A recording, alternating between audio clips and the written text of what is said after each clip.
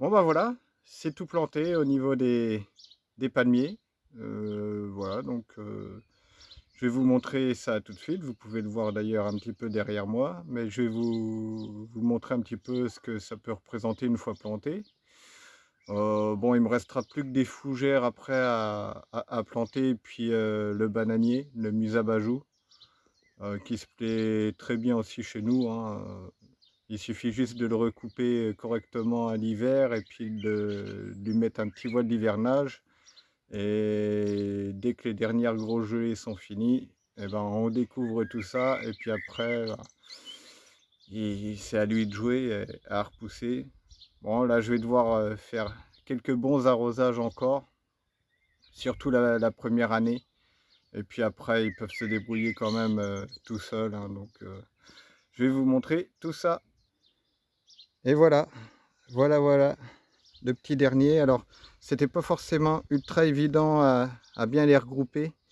Je les ai resserrés un maximum, mais comme les mottes étaient quand même assez larges, c'était pas forcément ultra évident, mais voilà ce que ça représente. Voilà. Donc, j'ai placé ici, entre celui-ci et celui-ci. Et puis voilà, quelques fougères bah, que j'ai plantées il y a déjà un moment. Plus un bambou, mais un bambou non traçant. Donc ça veut dire qu'il ne se développe pas très très loin de sa zone de plantation. Contrairement au bambou classique, ben, dans les systèmes racinaires, les rhizomes vont se développer beaucoup plus. Ben là, ça va rester un peu plus compact. Vous serez un peu plus tranquille. Donc c'est le Fargesia. Voilà. Mais voilà, ça commence à ressembler à quelque chose. Donc après, je vais bêcher là où il y a le gazon.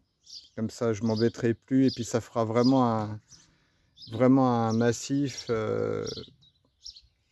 enfin, exotique. Euh, donc, c'est exactement ce que je voulais. Donc,